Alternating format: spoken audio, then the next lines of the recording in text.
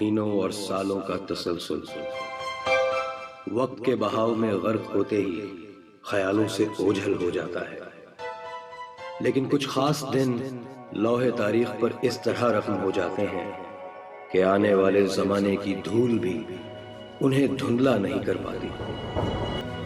اس دن نے ہماری تاریخ کے صفحات پر ایک ایسا باب رقم کیا جس کا ایک ایک حرف ظلم اور بربریت سے بھرا ہے۔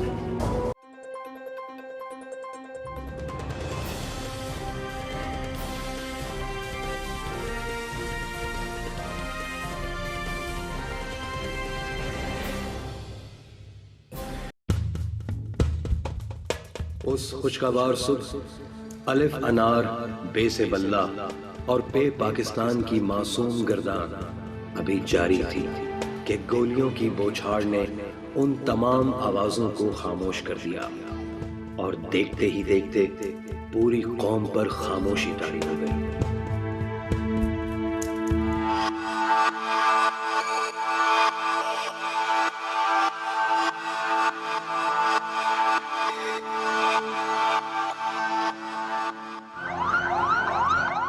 16 دسمبر سن 2014 کی یہ صبح کسی قیامت سے کم نہ تھی۔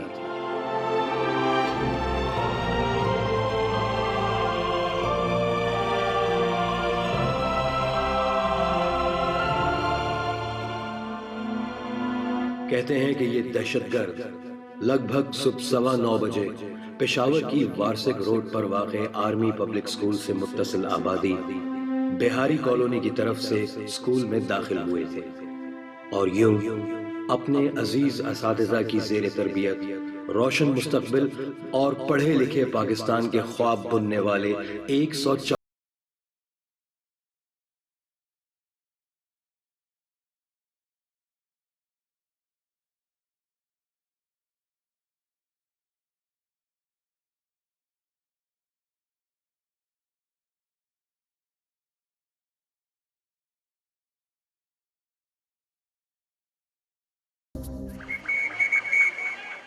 اپنی اس گھناؤنی کارروائی کے دوران دہشت گردوں نے پورے سٹاف کو یرغمال بنائے رکھا۔ انہوں نے سب سے پہلے آڈیٹوریم پر حملہ کیا اور اسکول کے باقی حصوں میں موجود طلباء کو ڈھونڈ ڈھونڈ کر نشانہ بنایا۔ اس سانحہ میں کمسن شہید شامل ہے۔ خولہ کا اسکول میں یہ پہلا دن تھا۔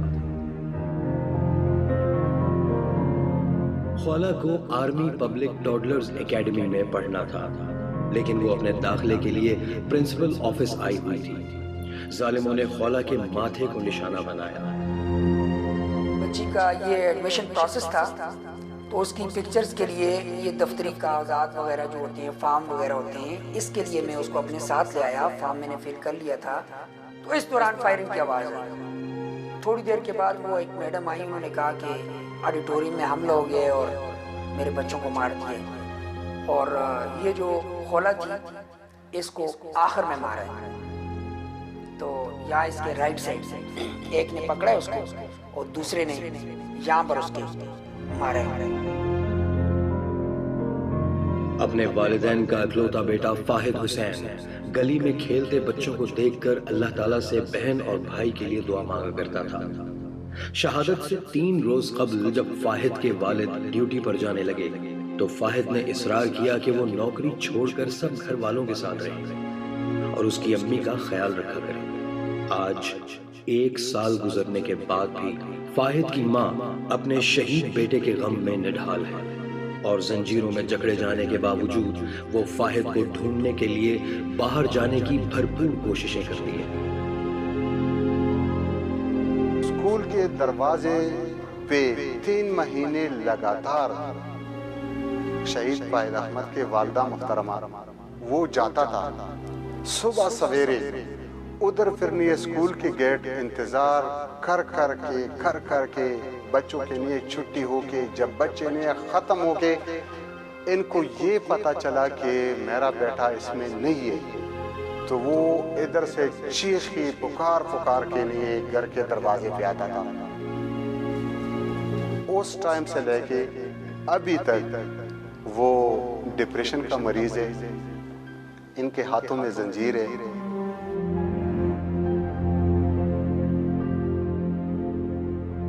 دو بھائیوں اور اکلوتی بہن کا چہیتا بھائی آزان توریلے اتنا ذہین تھا کہ وہ پشاور شہر کے حالات کو دیکھتے ہوئے اکثر اپنی بہن سے آرمی پبلک سکول پر ممکنہ حملے کی منظر کشی کرتا رہتا تھا. اس سے بڑھ کر وہ اپنی بہن کو یہاں تک بتاتا تھا کہ دہشت گرد وارسک روڈ پر واقع بہاری کالونی کے راستے سکول پر بآسانی حملہ کر سکتے ہیں. مگر کس کو خبر تھی کہ اس کے ننھے سے دل میں پیدا ہونے والے یہ خدشات درست ثابت ہو جائیں گے. کہتے کہ ہمارے کالج پہ اسکول یعنی اٹیک کرنا بہت زیادہ ایزی ہے. پیچھے کی کینٹین والی سائڈ پہ جو دیوار ہے وہاں سے چھلانگ کر اندر آ جائیں, یا آڈیٹوریم میں کوئی فنکشن ہو تو وہاں پر اندر آ گئی, اور ایک بار اندر آ گئی تو بس سب کچھ ختم. ہمارے کندھوں پر بہت بھاری ذمہ داری ہے جسے ہمیں ہر حال میں نبھانا ہے, اور اس کے لیے ہمیں ثابت قدم رہنا ہے. تو کیا آپ تیار ہیں؟ Yes sir. Well done. نعرہ تکبیر, اللہ اکبر, لیٹس موو. شہید آزان نے شہادت سے کچھ روز پہلے اسکول کے ایک ڈرامے میں ایک آرمی میجر کا کردار نبھایا تھا. اس ڈرامے میں بھی شہید آزان کو سینے میں 2 گولیاں لگتی ہیں اور وہ شہید ہو جاتا ہے.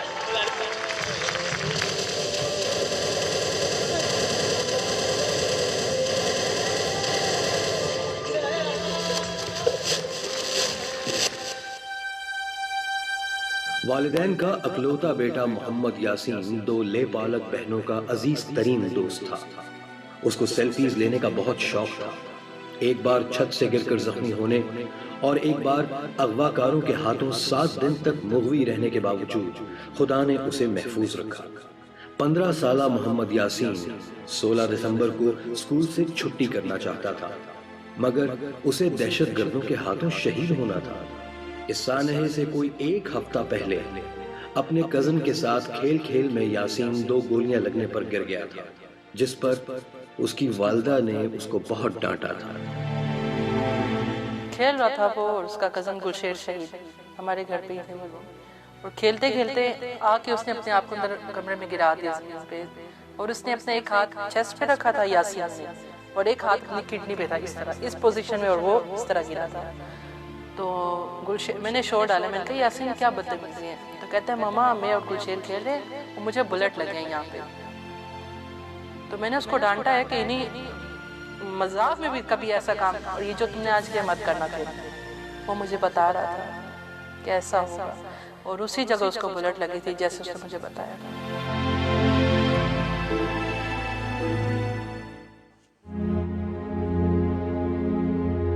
فٹ بال اور ارجنٹینین کھلاڑی میسی کا دیوانہ 16 سالہ مبین آفریدی اپنے والد کے نقش قدم پر چلتے ہوئے ڈاکٹر بننا چاہتا تھا, اور 16 دسمبر وہ واحد دن تھا جب اس نے اسکول جاتے وقت پیچھے مڑ کر اپنی ماں کو نہیں دیکھا.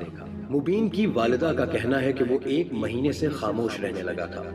شہادت کے بعد جب والدین نے مبین کے پالے ہوئے طوطوں کو پنجروں سے رہا کرنا چاہا تو حیران کن طور پر طوطے پنجروں میں بنے گھروں میں چھپ گئے. شہادت کے کچھ دن بعد اس کے بہن نے کہا جب بھائی نہیں رہا ہے تو ان طوطوں کو بھی آزاد کرنا چاہیے. آپ یقین کریں اس کی بہن نے جب دروازہ کھولا تو اسی طرح بیٹھے ہوئے تھے, نہیں اڑ رہے تھے. کتنی دفعہ انہوں نے وہ پنجرے سے نکالنے کی کوشش کی لیکن وہ اندر وہ اپنے گھروں میں گھس جاتے تھے, نہیں نکلتے تھے.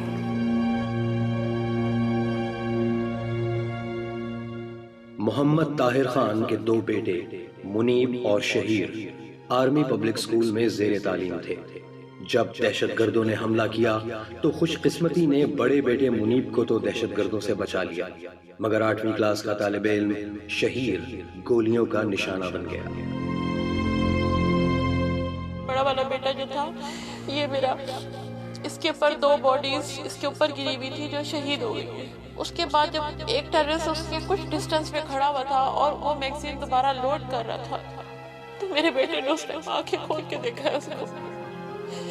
کہتا میں نے آنکھیں کھول کے اسے دیکھا تو میری ایک دم سے روح کانپ گئی کہ یا اللہ اگر وہ تمہیں اس ٹائم دیکھ لیتا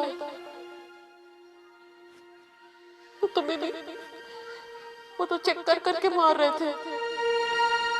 3 بہنوں کا اکلوتا بھائی شہید محمد علی خان اپنی شرارتوں کی وجہ سے پورے خاندان کا چہیتا تھا. شہید محمد علی خان کو بخوبی اندازہ تھا کہ وہ اپنے والدین کا اکلوتا بیٹا ہے. اسی وجہ سے وہ ضدی تھا اور ہر ضد منوا کر ہی دم لیتا تھا. اس کو اپنے اکلوتے پن کا احساس تھا اور اس کو یہ بھی احساس تھا کہ میرے ماں باپ کی زندگی مجھ میں ہی اٹکی ہوئی ہے. جب ایک چیز کے پیچھے لگ جاتا تھا تو پھر اس وقت نہیں چھوڑتا تھا جب تک ہم اس کو دلانا تھے. اب بھی کہتا تھا ماما یہ والی موبائل میں کب پوزیشن لو پھر انشاءاللہ میں تمہیں اسی وقت دلاؤں گا. کہتے ہیں وہ پوزیشن تھا دیکھنا میں اس مرتبہ ٹاپ کروں گا. واقعی اس نے ٹاپ کی لیکن سامنے نہیں رہا.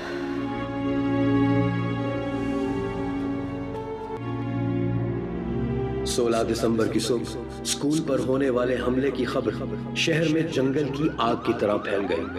اطلاع ملتے ہی والدین اسکول کی طرف بھاگے اور بے بسی میں اپنے دلاروں کی تلاش میں مختلف ہسپتالوں میں پہنچنے لگے. میرے بڑے بیٹے حسان بریلی نے مجھے ٹیلی فون کیا. اس نے مجھے موبائل پہ رنگ کیا کہ بابا ہمارے اوپر دہشت گردوں نے حملہ کر دیا.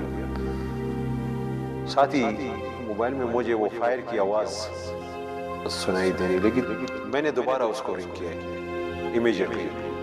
میں نے کہا بیٹا کیا ہو رہے تو میرے بیٹے نے بتا دیا کہتے ہیں بابا ٹیلی فون نہ کرو وہ تلاش کر رہے ہیں لوگوں کو. میں ڈیوٹی پہ تھا. صبح سویرے 9:15 پہ گھر سے مجھے فون آیا. فون پہ نہیں جب میری بات شروع ہوئی تو اس کے والدہ نے مجھے فون کی کہ بچوں کے لیے اسکول پہ طالبان کے اٹیک ہے. میں نے ان کو بتایا کچھ نہیں ہے وہ ویسے نہیں ہے لوگ نہیں کہہ رہے ہیں دھڑاکے. پھر انہوں نے مجھے بتایا کہ آپ اسکول پہ فون کرو. آپ کو نہیں میری بات کا نہیں ہے یقین نہیں ہے تو آپ اسکول پہ فون کرو.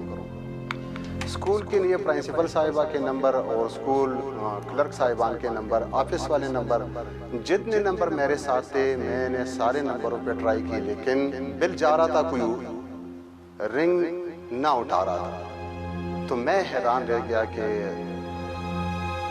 کچھ گڑبڑ ہے.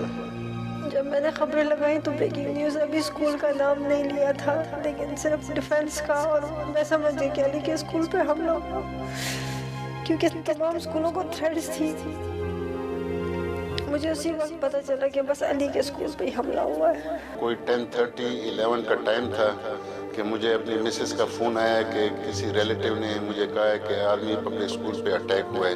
تو وہاں سے میں اپنے ڈرائیور کو لے کے جو ہے آرمی پبلک اسکول کی طرف گیا اور وہاں ڈیفینس پارک میں ہم جب آئے تو وہاں پہ مجھے فائرنگ کی آواز آ رہی تھی اور بلاسٹ ہو رہے تھے. تو میں نے یہی کہا کہ یہ جو ہے کوئی سیریس معاملہ ہے. میں پہنچی ہوں اسکول کے باہر.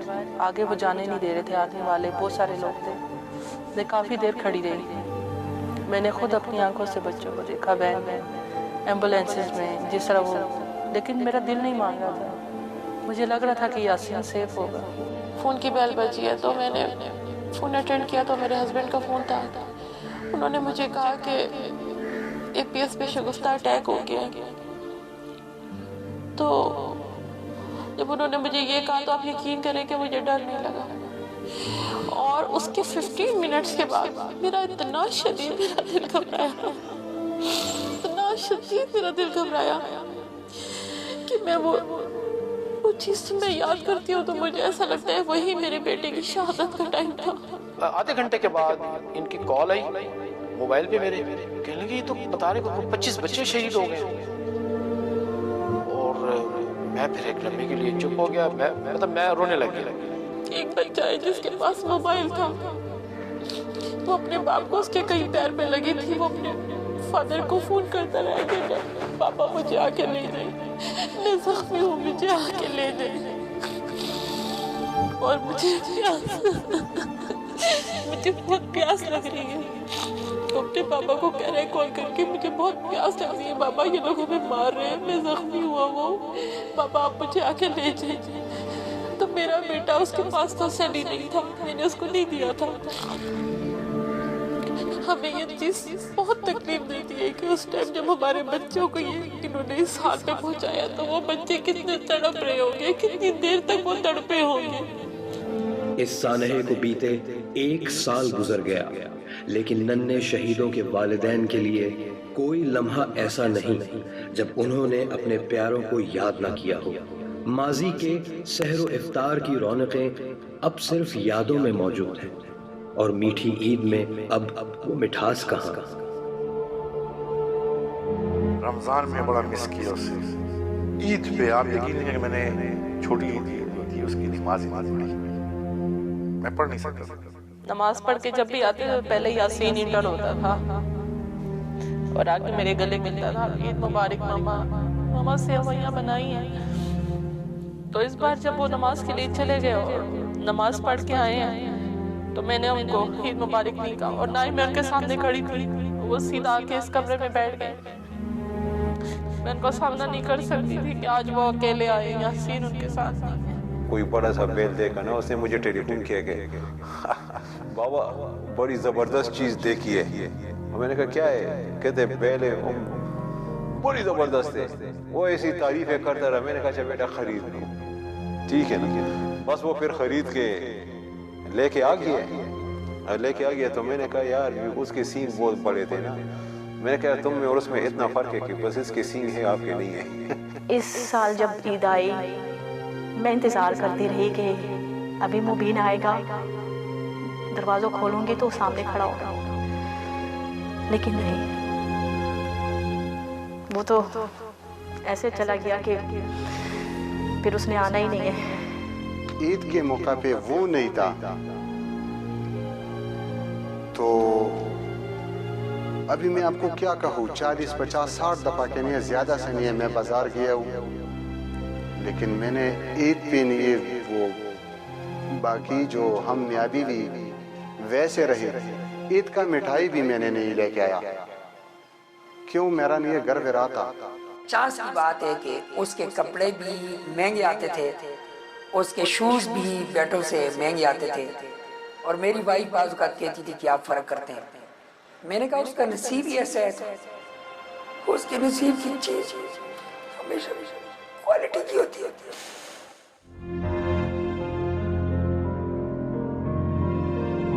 وقت کے دھارے میں ماہو سال تو کیا صدیاں بھی. مذاق میں اس کو کہا تھا کہ تم ماما کے لیے کیا کرو گے, کہتے ہیں بابا دیکھنا میں کیا کرتا ہوں ماما کے لیے. تو مجھے عجیب سی لگی اس کی بات, تو ماما آپ دیکھنا میں آپ کے لیے کیا کرتا ہوں.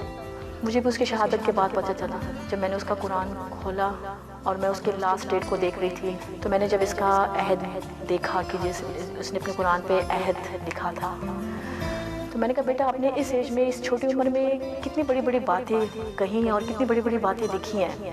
سنڈے والے دن مجھے کہتا ہے کہ دوپہر کو سنڈے کو کہے گا ممی آپ نے کیا پکایا. اس بات پر وہ میرے سے مذاق کرنے لگا, ہنسی مذاق میں نا, کہ نہیں آپ بتائیں آپ نے کیا پکایا. ایک روم سے بھاگ رہا ہے تو میں بھی اس کے پیچھے کہ میں سے لگاؤں نا کہ یہ میرے سے شرارت کر رہا ہے. تو کچن میں آ کے اس نے مجھے پیچھے سے ایسے کر کے پکڑ لیا, پیچھے سے دونوں ہاتھ میرے یہ نا ایسے کر کے پکڑ لیا اس نے پیچھے سے آ کے مجھے, اور مجھے پورے میرے پیچھے بیک سائڈ پہ سب جگہ, کمر پہ, ہاتھوں پہ, پیچھے شولڈر پہ, اس نے مجھے خوب پیار کیا. جیسے وہ تیار ہو کے صبح گیا تھا, بس صرف آیا تو فرق اتنا تھا کہ وہ ہاتھوں پہ تھا. خاص بات یہ ہے کہ شہید ہونے والے بچوں کی اکثریت پوزیشن ہولڈرز پر مشتمل تھی. کوئی پاک فوج کا SSG کمانڈو بننا چاہتا تھا, اور کوئی انجینئر بن کر ملک کا نام روشن کرنا چاہتا تھا. کوئی کمپیوٹر گیمز کا دیوانہ تھا, اور کسی کے سر پر ایئر فورس پائلٹ بننے کا جنون سوار تھا. گورنمنٹ ہاسپٹل میں مریضوں کا حال دیکھتا تھا نا, تو اس کا دل بہت دکھتا تھا. تو یہی کہتا تھا کہ ماما میں اپنا ہاسپٹل بناؤں گا, ہم تینوں بہن بھائی, اور یہاں پہ پیشنٹس کا ہم فری علاج کریں گے. اور ہم یہاں پہ ان کو پوری سہولت دیں گے. ڈائریکٹ یہ کہتا تھا کہ میں SSG میں جاؤں گا، کیونکہ SSG کی یہ باقاعدہ جو ان کی ٹریننگ ہوتی ہے، یہ اس کے پاس ویڈیوز پڑے، یہ دیکھا کرتا تھا کیسے وہ چھلانگ لگاتے ہیں، کیسے وہ مطلب یہ کہ دشمن پہ وار کرتے ہیں، کیسے وہ جوڈو کھیلتے ہیں، کیسے وہ گھوڑا دوڑاتے ہیں. چھوٹے سے اس نے ہمر وہ جو پیچکس پلاس اس ٹائپ کی چیزیں نا، اور اس کو ہم گاڑیاں دلاتے تھے، جو گاڑیاں کوئی سی بھی آ گئی، گاڑی ہو گئی، جہاز وغیرہ اس طرح کی، وہ کھول کے ڈال دیتا تھا کہ دیکھتا تھا یہ کہاں سے کس طریقے سے یہ جڑی ہوئی ہے، کیسے اڑ رہی ہے، پورا اس کی انجینئرنگ کرتا تھا اس کی. وہ بچپن سے لے کے شہادت تک کہ ابو میں نے پائلٹ بنانا ہے.